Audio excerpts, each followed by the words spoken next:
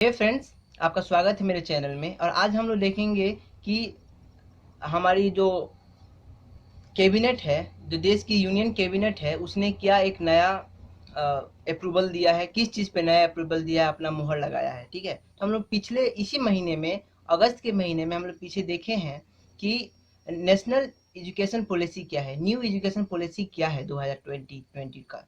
ठीक है, इसमें हम लोग देखेंगे, इस वीडियो में हम लोग देखेंगे कि नेशनल रिक्रूटमेंट एजेंसी क्या है। ठीक है, बहुत सारे सवाल होंगे, बहुत सारे इसके जवाब मिले होंगे आपको। और कई आप नहीं सुने होंगे तो अभी आप सुन रहे होंगे। फिर आपके बाद इसको सुनने के बाद आपके अंदर में जिज्ञासा होगी कि कई सारी ऐसे सवाल होंगे जिसके जवाब आपको ढूंढना पड़ेगा। तो सारे सवाल और सारे जवाब का एक मिश्रण, ठीक है, इस वीडियो में आपको मिलेगा। ठीक है, तो आप एक ईयरफोन लगा लीजिए, एक पेन कॉपी ले लीजिए, क्योंकि आपसे जुड़े, हमसे जुड़े और भारत के सभी लोगों से जुड़े ये जुड़ा हुआ है ये टॉपिक। ठीक है, भारत के कम से कम 3 से 4 करोड़ युवा हर साल एग्जाम देते हैं सरकारी नौकरी के लिए। ठीक है, हर परिवार में एक व्यक्ति जरूर सरकारी नौकरी के पीछे भागता है। ठीक है, उसके पीछे हम देखेंगे कि क्यों ये नेशनल रिक्रूटमेंट एजेंसी क्या लाभदायक है, कि हानिकारक है, फायदा होगा कि नुकसान होगा इन छात्रों का। तो सारा जितना भी इसके रिलेटेड जितने भी सामान है, जितने भी इससे रिलेटेड जिज्ञासाएं हैं, उन सारे जिज्ञासाओं का मैं इसमें हल करूंगा। ठीक है, तो आप सबसे पहले शुरू करते हैं कि ये लागू कब हुआ, इसके हक, इस पे सिग्नेचर कब, मुहर कब लगा। ठीक, 19 अगस्त 2020 की बात। तो 19 अगस्त 2020 के दिन एक ऐतिहासिक डिसीजन लिया है हमारे यूनियन ने, और प्रधानमंत्री मोदी के अंतर्गत उन्होंने ही इसकी सारी इसकी अध्यक्षता थी उनके हाथ में। तो नेशनल रिक्रूटमेंट एजेंसी यह है कि इसमें क्या होगा कि एक एग्जाम का गठन होगा। ठीक है, जैसे सीईटी कहते हैं, common eligibility test. Common eligibility test जो है, जैसे कि आप देखे होंगे किसी एग्जाम, किसी क्लास स्कूल में पढ़ना है आपको, जैसे हम इलाहाबाद विश्वविद्यालय से हैं, तो इलाहाबाद विश्वविद्यालय का एग्जाम होता था, तो AUCET होती थी। तो ठीक है, तो कॉमन एलिजिबिलिटी टेस्ट जो होती है, कोई भी जगह का एलिजिबिलिटी देखने के लिए टेस्ट लिया जाता है, उस व्यक्ति का एलिजिबिलिटी के लिए टेस्ट लिया जाता है। तो इसमें क्या है कि जैसे आपने कई वीडियोज में देखे होंगे, कई चैनल्स में देखे होंगे, उसमें कहा जाता है कि अब बैंक, SSC, रेलवे सब खत्म। कुछ खत्म नहीं हुआ है। ठीक है, सब रहेंगे, सब एग्जाम वैसे, बैंक, SSC, रेलवे तीनों का एग्जाम, अपना अपना एग्जाम जरूर लेगा वो लोग। ठीक है, तो क्या होता था कि इसमें एक CET से एक फायदा ये है कि वो जो छात्र जो था, बैंक के लिए अलग फॉर्म भरता था, और SSC के लिए अलग फॉर्म भरता था, रेलवे के लिए अलग फॉर्म भरता था। तो बहुत सारे, जैसे जैसे हमारे जो भारत के 20 अलग अलग एजेंसियां होती हैं जो एग्जाम करवाती हैं, अलग अलग सरकारी एग्जाम करवाती हैं, 20 एजेंसी होती हैं। ठीक है, लिख लीजिएगा, नोट कीजिएगा, 20 एजेंसी होती हैं। तो 20 एजेंसियों के अलग अलग 3 चरण होते हैं। कोई भी एजेंसी एक एग्जाम करवाती है, कोई भी सरकारी एग्जाम होता है, उसका 3 चरण होता है। एक प्राथमिक, जिसको प्रीलिम्स कहते हैं, दूसरा मेंस होता है, और थर्ड टायर जो होता है, तीसरा जो होता है, उसमें इंटरव्यू होता है। इंटरव्यू के बाद उस व्यक्ति को चयनित कर लिया जाता है। तो चयन प्रक्रिया में इनको 3 परीक्षाएं पे बैठने पड़ते थे, 3 एग्जाम के अलग अलग फॉर्म भरने पड़ते थे, 3 एग्जाम में अलग अलग जगह जाने पड़ते थे। सोच रहे हैं आप, सोचिए, एक व्यक्ति सरकारी नौकरी के लिए तैयारी कर रहा है, एक छात्र सरकारी नौकरी के लिए तैयारी कर रहा है, तो वो क्या करेगा? सबसे पहले वो मेंस प्रीलिम्स का एग्जाम देगा। तो प्रीलिम्स का एग्जाम देने के लिए उसके फॉर्म भरने पड़ेंगे। तो साल में 20 एग्जाम देगा वो ना, तो 20 प्रीलिम्स देगा, 20 मेंस देगा, और 20 क्या देगा?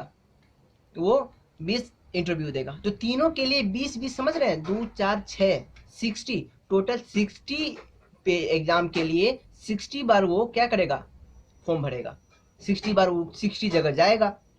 तो इसमें क्या हुआ कि इस एजेंसी के थ्रू, सीईटी के थ्रू, एक एक कॉमन चीज ये आ जाएगा कि इन सब में जो प्रीलिम्स होते थे, ठीक है, तो फिलहाल सरकार ने कहा है कि बैंक, SSC, रेलवे, इन तीनों एग्जाम के लिए, तो इन तीनों के बोर्ड जो हैं, इन तीनों के बोर्ड के प्रीलिम्स जो एग्जाम होगा, फर्स्ट टायर का एग्जाम होगा, वो सीईटी के थ्रू होगा। बहुत सही, ऐतिहासिक, बहुत बढ़िया डिसीजन लिया है हमारा सरकार ने कि आपको तो एग्जाम सरकार को ही देना है। सेंट्रल, ये सब जितने एजेंसियां हैं वो सेंट्रल गवर्नमेंट की ही हैं। एसएससी सेंट्रल गवर्नमेंट का होता है, बैंक सेंट्रल गवर्नमेंट का होता है, बैंक सेंट्रल गवर्नमेंट का होता है, रेलवे सेंट्रल गवर्नमेंट का होता है। ठीक है, तो इन सब चीजों के जो एग्जाम होंगे वो क्या होगा, एक होगा। क्या दीजिएगा, प्रीलिम्स का। मेंस का, इंटरव्यू का अलग अलग जो बोर्ड हैं वो बोर्ड अपना अपना एग्जाम लेंगे ही। ठीक है, ध्यान दीजिएगा, इनका प्रीलिम्स सिर्फ फर्स्ट टायर का एग्जामिनेशन क्या होगा, सीईटी के थ्रू करवाएगा, सीईटी करवाएगा। और इसको करवाएगा, सीईटी कौन करवाएगा, इसको नेशनल रिक्रूटमेंट एजेंसी करवाएगी। याद कीजिएगा, नेशनल रिक्रूटमेंट एजेंसी। ठीक है, राष्ट्रीय भर्ती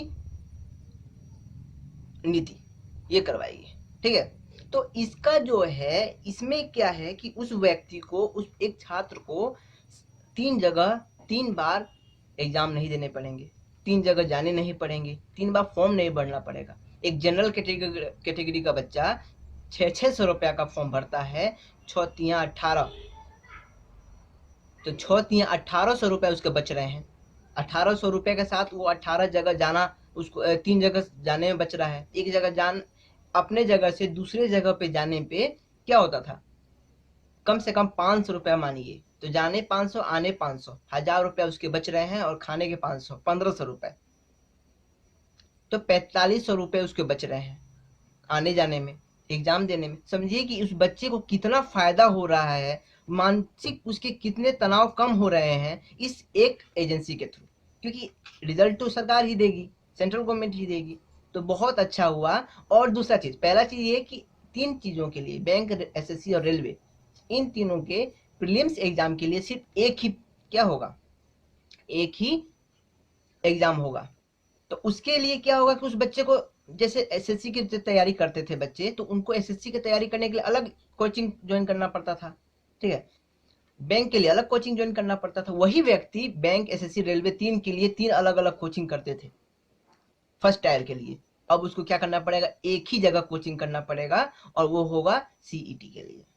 तो कितना फायदा हुआ उस बच्चे को, एक गरीब परिवार का बच्चा, क्योंकि एसएससी, बैंक, रेलवे कौन एग्जाम देता है, इसमें एग्जाम देता है मिडिल क्लास का लड़का, middle class, lower middle class का लड़का इसके एग्जाम देता है, और उसके घर में पैसे की आपूर्ति होती नहीं है, तो वो कैसे बचाएगा।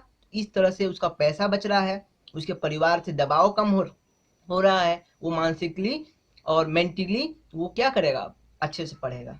बहुत सही डिसीजन है ये। पहला चीज हम लोग देखा कि टाइम बचत हो रही है, पैसे की बचत हो रही है, और दूसरा, तीसरा ये चीज का है कि उस बच्चे का मानसिक संतुलन बिगड़ने से बच रहा है।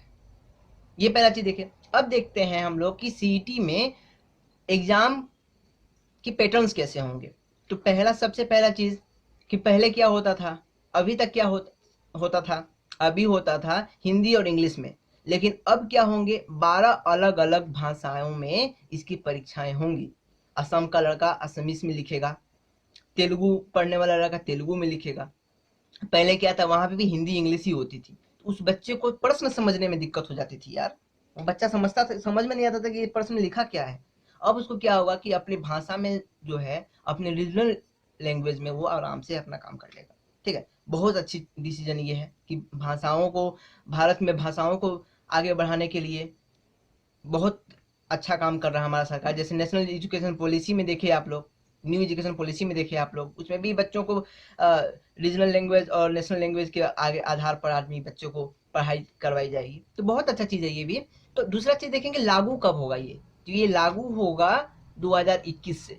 कब से लागू होगा ये लागू होगा 2021 से। राष्ट्रीय नेशनल रिक्रूटमेंट एजेंसी की लागू होगी कब से, 2021 से, और सीईटी की एग्जाम भी 2021 से होगी। दूसरा क्वेश्चन हम लोगों का है, क्वेश्चंस नोट करते जाइएगा आप। दूसरा क्वेश्चन ये है कि यह लागू होने के बाद ये साल में कितना बार एग्जाम करवाएगी। तो लागू होने के बाद साल में 2 एग्जाम करवाएंगी, सीईटी की एग्जाम 2 बार होगी। ठीक है, तीसरा चौथा क्वेश्चन हम लोग का दिमाग में आता है कि यह एग्जाम के रिजल्ट्स कब तक वैलिड रहेंगे। इस एग्जाम का सीईटी का बच्चा एक बार भी बैठ जाता है तो 3 साल तक, जैसे 2021 में वो एग्जाम दे दिया है, 21, 22 और 23, ये 3 साल तक उस परीक्षा का मार्क जो है, उस एग्जाम का मार्क वो यूज कर सकता है, वो इस्तेमाल कर सकता है।